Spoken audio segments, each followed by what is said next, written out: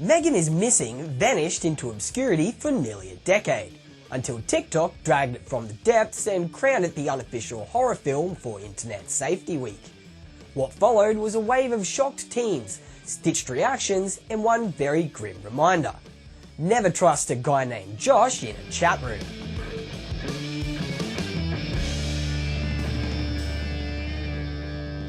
Hey, I'm Billy Bodes and welcome back to another episode of How Disturbing. As I mentioned in the intro, today we're looking at 2010 found footage horror, Megan is Missing. The nature of How Disturbing is that we do review disturbing content, and although what I show will be brief and fleeting, viewer discretion is still advised. This is also your spoiler warning. Let's go find out why Megan is missing. Okie dokie, this is Amy, and this is Megan.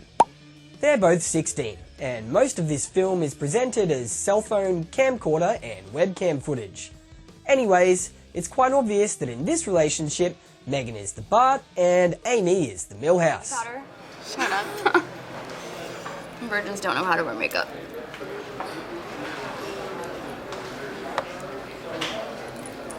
Oh, come on.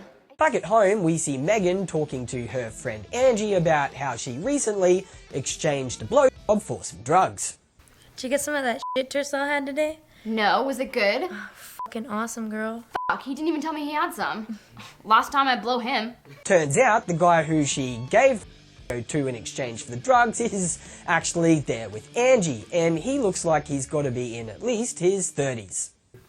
Gideon wants to know what you're willing to do for it. Is he there? Yeah? Fuck, Angie, can't a person have a private conversation? Come on, Maggie, there's no secrets between me and you. I know you inside and out. Go fuck yourself. All of a sudden, Megan's mum bursts in and starts yelling match with her.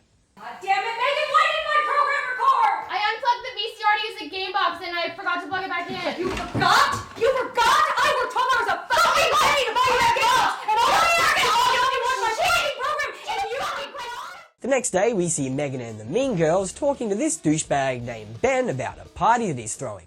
So, what's going on this weekend? Party's on this weekend, and come by the crib around midnight, she'll be off the hook. Megan wants to bring her bestie Amy, but neither the Mean Girls or Ben are keen on having a loser attend their party. Can I bring Amy? Man, this is a party, not church. You're not really gonna drag her along, are you? Whoa, you all need to chill. What's wrong with Amy? Megan manages to convince them though, and the following night, it's party time. Oh shit, the hot squad has arrived, +1. Ben, shut up. Oh, relax, Meg, I'm just playing for players do $10, you know. Come on, $10, girls. And man, is this place going off. For some reason, we see Megan abandoning her friends and leaving Amy to sit alone drinking a beer.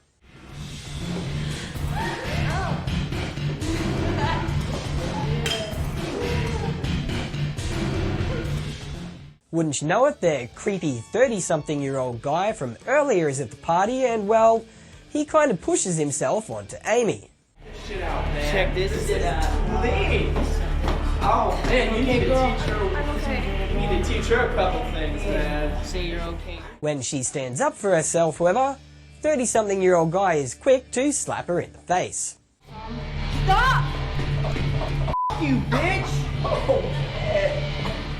Amy attempts to find Megan, but it turns out that Megan is giving the party host Ben a blowjob. Oh shit! You want some of this honesty? Well, this awesome night is almost over, but not until Amy manages to vomit onto two of the Mean Girls.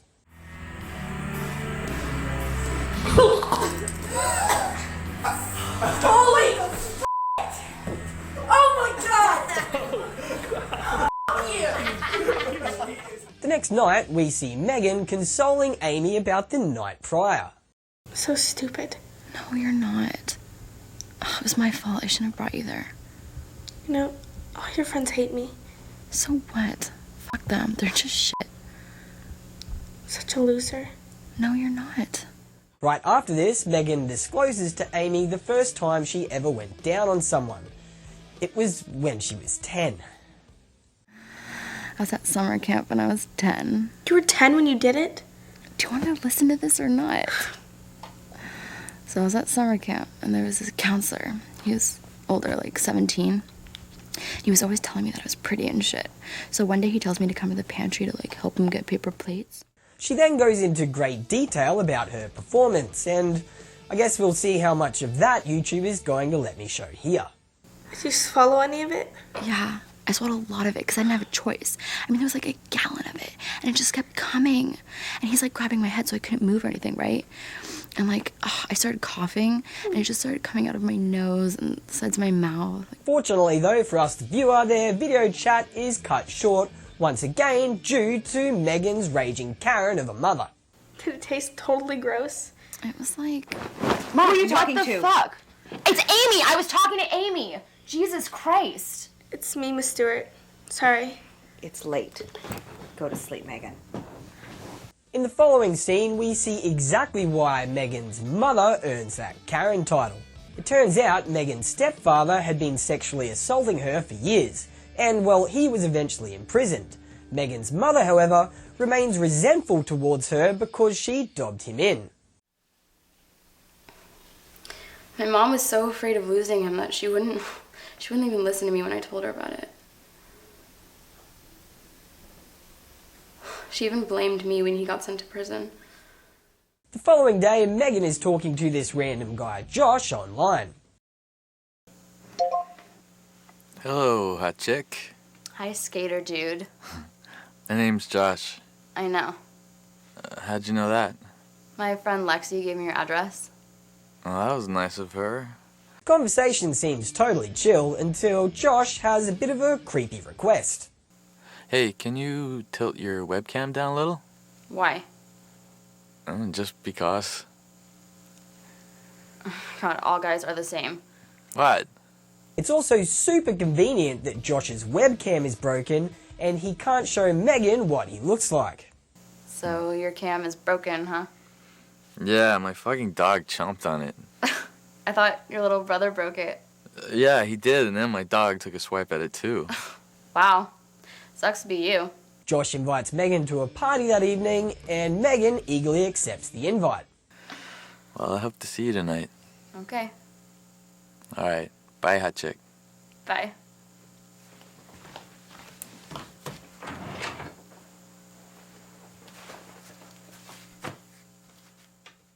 The next morning after the party, Amy calls Megan, and it turns out that Josh, well, he never rocked up. Boys, am I right? Sorry, I was just wondering how it went with that guy. Was he cool? He wasn't there, fucking dork. I looked for him for 4 hours. It's too bad. What was his name? Josh the jerk. Okay, well, what are you doing later? Sleeping. Megan goes online to confront Josh, and it turns out, well, he was at the party. Yeah, I saw you talking with your friends, and you're really popular. I didn't want to barge in and mess things up. You're shy. Sometimes. It's okay. I get shy too sometimes. See, Josh isn't a jerk, he's just shy. Megan is quick to forgive him, however, and Josh, well, he's quick to invite her out for ice cream. So, Megan, after your date with Matt Damon, would you like to meet up and maybe get some ice cream or something? Yes, I would. Cool. But before any of this happens, Megan invites Amy over to meet Josh. Well, kind of. Okay, there he is. Okay, be cool. Hello? Hey, Megan, how's the movie? Oh, it was okay. Hey, who's that? Hey, I'm Megan's best friend, Amy. Hi, Amy. I think I might have seen you around school before. Yeah, this definitely isn't awkward at all. Oh, you didn't tell me you surf? Yeah, totally. The waves are awesome this time of year because of the currents coming up from Mexico. Does it get cold? Nah, I wear a wetsuit. Amy eventually leaves. Oh, no, actually, Amy was just leaving. Bye, Amy. See you in school tomorrow. Bye. I saw that, Amy. And Josh and Megan organise to meet up behind a diner so that they can go out for ice cream. I don't know, why don't we meet behind the diner in like 20 minutes? Behind the diner. How romantic. Well, if you want to meet somewhere else. No, I'm kidding.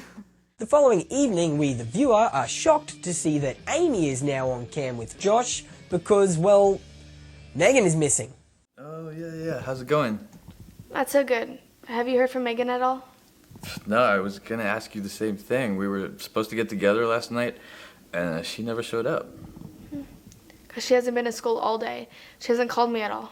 We're then treated to this news bulletin featuring Megan's disappearance. Good evening, I'm Callie Daniels. Megan Stewart, a beautiful, popular 14-year-old girl, vanished without a trace after going out with friends 2 days ago. Police have no leads in the baffling disappearance of one of Alton High School's most popular students. The next night, another bulletin airs, this time with some footage of her actual disappearance.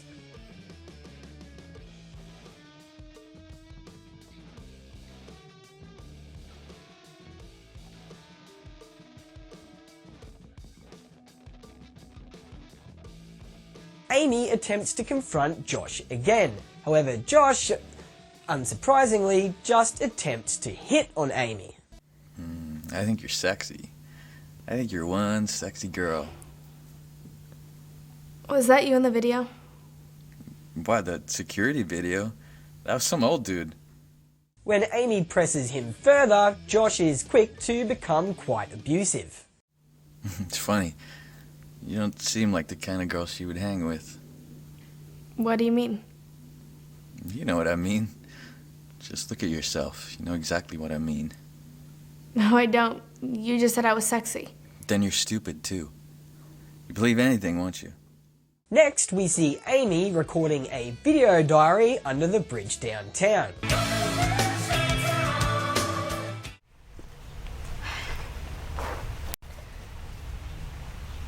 Megan's so adventurous. She's not afraid to try things, and she doesn't care what other people think about her. And as she does so, this shadowy figure appears in the foliage behind her.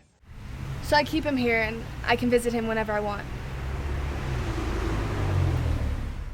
Just a heads up, this is where shit gets fucking real. The following evening, the police release some images of what looks like Megan being tortured.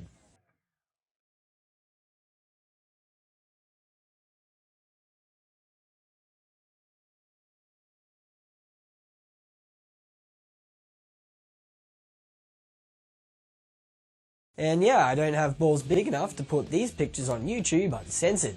I reckon even this was brave. Amy goes to record another entry into her video diary under the bridge downtown.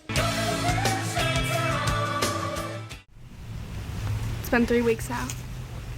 I can feel the people searching for Megan are starting to give up. They're not trying anymore. And it's really hard to get volunteers. However, this time the camera catches something quite disturbing.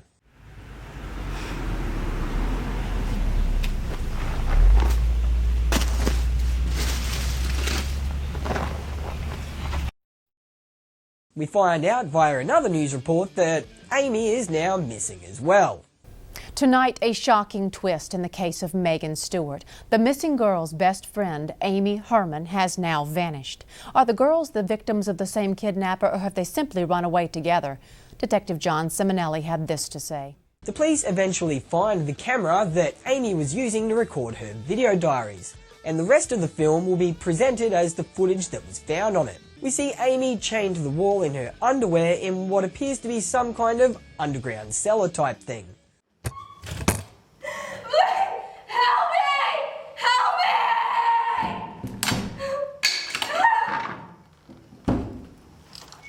Why are you doing this to me? She kicks up a bit of a fuss and fake Josh throws a bucket of cold water on her. Help! Somebody! You're crazy! The next morning, fake Josh brings her some breakfast, but unfortunately, he forces her to eat it out of a bowl just like a dog. Eat your food. You can't take it. No, not with your hands. Eat from the bowl.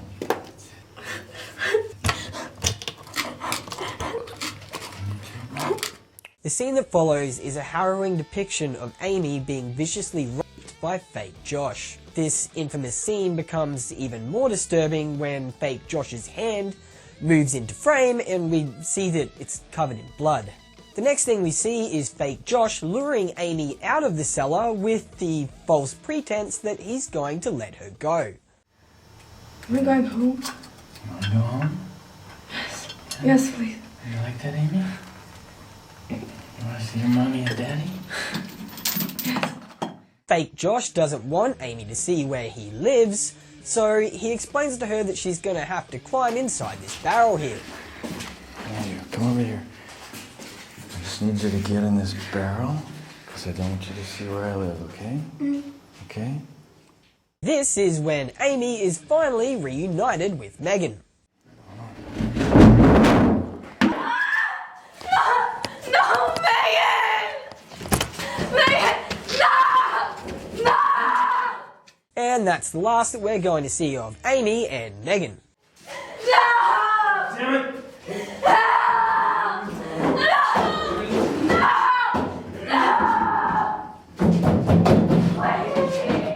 Megan is Missing closes with fake Josh digging a hole while Amy, still stuck inside the barrel with her dead friend, pleads with him for her release. Josh, I love you. I love you.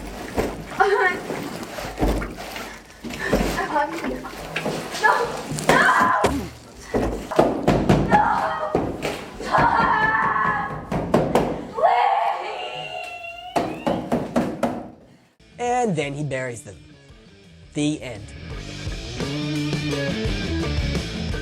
Megan is Missing was released in 2010, and in Australia it received an MA 15+ rating, which almost seems kind of polite considering the emotional beatdown that it delivers. Sure, the acting occasionally veers into high school drama class territory, but at other moments it feels like it's hitting like a brick through a FaceTime call. However, the real plot twist came in 2020, about 10 years after this movie's release. You see, TikTok discovered it, screamed collectively, and made it viral.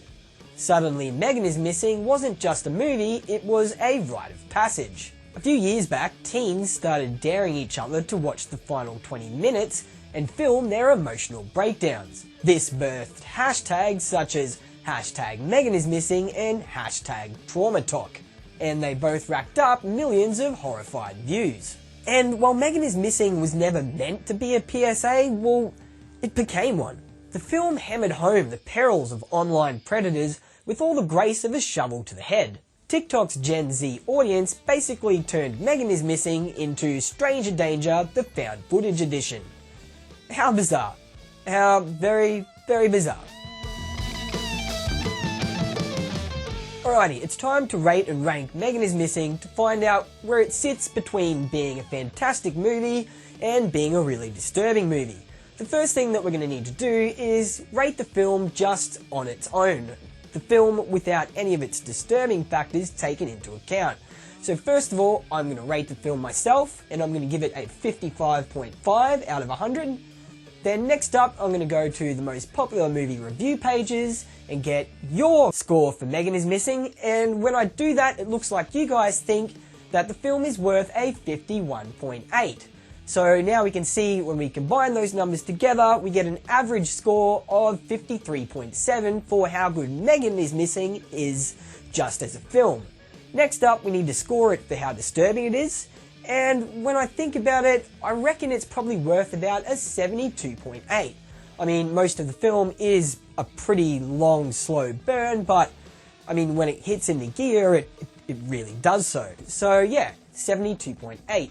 Now when we average together how disturbing the film is with how good we thought the film is, it looks like the ultimate rating for Megan is Missing is going to be a 63.8. Yeah, that's pretty reasonable. Now we're going to bring in the grand spreadsheet with all the films that we've reviewed so far. And as you can see, it looks like Megan is Missing is going to slide right in here with a score of 63.8 into slot number 14. Yeah, cool, not bad. It looks like we think Megan is Missing has a slightly better average than The Last House on the Left, but a slightly worse average than Fall. Thanks for watching another episode of How Disturbing, guys. I'm your host, Billy Bogues. Go on over to Reddit and search How Disturbing, and you can find the discussion forum for everything related to disturbing films over there. Also, if you've made it this far, throw me a like and subscribe. I know it's annoying when we ask for that, but it really, really does help us out. And having said all that, I'm Billy Bogues. You've been watching How Disturbing, and I will see you later.